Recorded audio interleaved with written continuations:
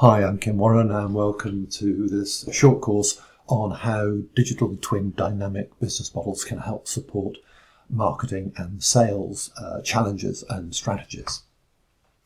This will be useful for senior leaders, CEOs, marketing vice presidents, sales vice presidents, product managers who are responsible for a major product line. And it'll be helpful because it'll help show how these models can support the planning and the managing of marketing and sales strategies and initiatives that you take from time to time. But the course will also be useful for analysts, consultants, accounting professionals who support those senior leaders by showing just how these dynamic models actually work and provide that support that those senior leaders are after. Now, the scope of the marketing and sales strategies and challenges that we face is really quite considerable. So these models are useful for a whole range of specific purposes for those marketing and sales professionals.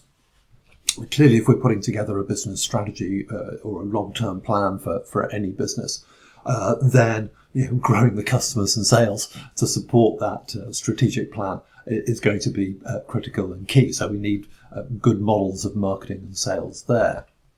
And of course, when we get into the marketing strategy itself and the sales strategy itself, then we can get into more detail about exactly how those strategies are going to work and what they're going to cost and what they're going to pay back in terms of boosting sales and profits for the business. You might think when you read some of the professional stuff about how new ventures are planned and how they can be successful, that marketing and sales is actually the only thing that you need to worry about when building a new business. That's not, of course, true. We also need to think about the product development. We need to think about the staffing that's needed to actually develop those products and do the selling and all the other functions in the business. But nevertheless, when you read about these new venture methods for entrepreneurs, as I say, you would think that marketing and sales is the only thing that you need to worry about in building customers. So if you are either an entrepreneur trying to build a new business, or you've been tasked with starting a new venture within a larger corporation, then having a strong model about where exactly customers are going to come from and how that's going to drive sales growth over the startup phase of the business is going to be absolutely critical. But we also undertake significant initiatives from time to time. It's not only about developing these plans for the business. Those major initiatives may include entering a new market. That might be a new product market or a new service market, or it might be a new geographic market, but that will be an initiative that the organisation may take from time to time, or simply launching a new product or a product upgrade. Those are the kinds of big initiatives that we hope will make a substantial difference to the growth of the customer base and the sales of the business. So we need good models for those purposes as well. And then we've got fixing one-off issues. Things don't always go smoothly, and there are improvements that we want to see made to how well the business is working. Like you might have a problem that we're concerned about, rather excessive customer churn, and we'd like to find a way of improving the retention of those customers. When we get more operational, then there can be quite a lot going on when we're actually trying to onboard new customers. Maybe you're selling an insurance product or something. You close the sale, but then you've actually got to take the customer through some process for getting them on board. So there are detailed steps in those processes that we need to understand, and we can optimize those and improve those and be more successful at onboarding those customers. So I hope you can see there's really quite a wide range of marketing and sales needs and challenges, all of which the dynamic models in this course will help you with. So what are we going to cover here?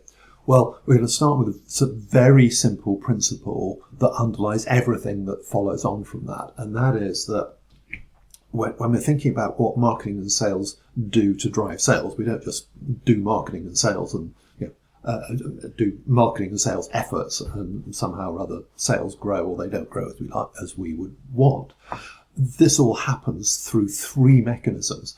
It's the acquisition of customers, it's the retention of customers, and it's getting those customers to buy more. It's not just about getting customers to buy more. Customer acquisition and retention turn out to be absolutely critical. So that then begs the question, what exactly is driving those three behaviours of customers when they decide we are going to start buying from you, when they're going to decide, oh, I've had enough, I'm not going to buy from you anymore, or when they decide, actually, I'm going to increase how much I buy from you. What is driving those three behaviours? We'll go into that in quite some detail. And then we'll expand on that by thinking about how these dynamic models can capture the impact of how well the benefits, or what we call the values of a product or service do to fulfill those customer needs and encourage those three behaviours that we want to have customers adopt. We'll then go on and talk about, it might seem like a somewhat technical issue. It's not actually a technical issue at all. It's very extremely practical. And that is, we need a much, much better understanding of how exactly price elasticity works.